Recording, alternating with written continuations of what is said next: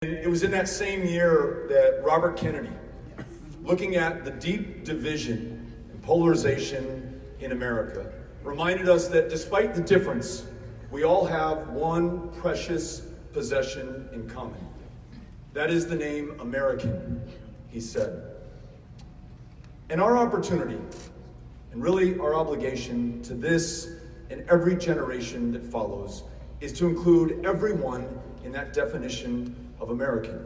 One of my first visits to South Carolina, I had the opportunity to sit down with Representative Marvin Pendarvis. And he wanted to make sure that every single one of his constituents were included in that definition of American.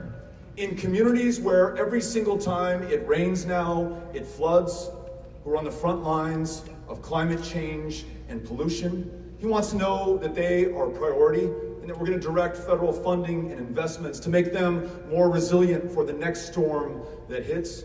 At a time that we are in a crisis of housing in the United States of America, he's come to the table with proposals to ensure that federal investment is matched with local leadership here in South Carolina.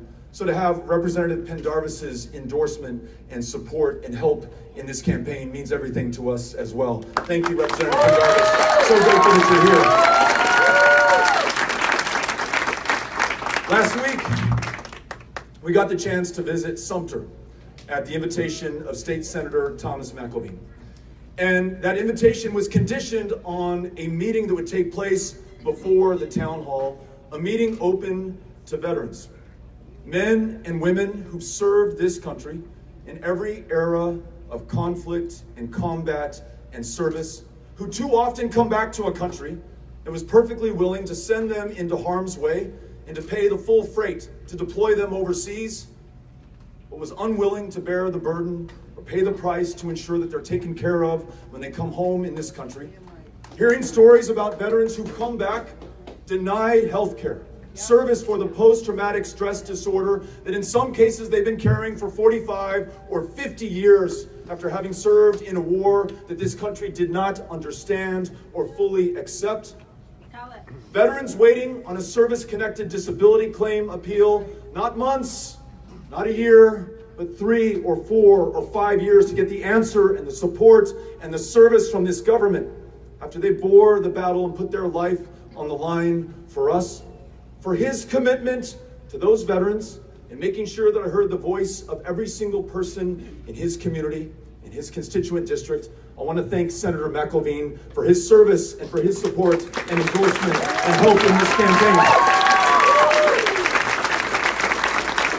And to each one of you who's willing to knock on doors and to make phone calls and hang out in bars like this one, I want to thank you for your service and for the sacrifice that you're making and that you will make going forward, knowing that this is our defining moment of truth as a country. Yes. And that our kids and their kids and every generation that will come after us are counting on us, the people of 2019 and 2020, to meet this historic set of challenges with everything and everyone that we've got. So your willingness to get out there and include the stories of your fellow Americans, regardless of the differences of zip code or race or gender or sexual orientation or who they pray to or whether they pray at all, how many generations they can count themselves an American or whether they just got here this morning. I want to thank you for your service at this moment. It is the only way that we create a movement that can secure the nomination, a movement that can defeat Donald Trump in 2020. A movement that, as Jesse reminds us, must be able to bring this country back together again in 2021, because every challenge that we face, whether it's ensuring that every one of us is well enough to live to our full potential through universal, guaranteed, high-quality health care, or an economy that includes everyone so that nobody has to work 2 or 3 jobs just to make ends meet, or confronting the challenge of climate change before it's too late, and using every single minute of every day of the next 10 years, which is all that is left to us, to free ourselves from a dependence on fossil fuels and fully embrace renewable energy. or to make sure that when we talk about justice in this country, we're talking about everyone in this country. Making sure that all are included and every story is told. This is the way that we are going to do it.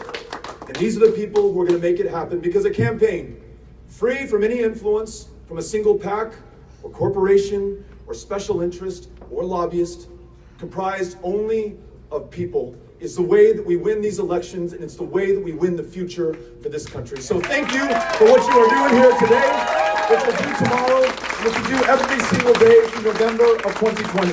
We are grateful. There's not going to rest there. Thank you all.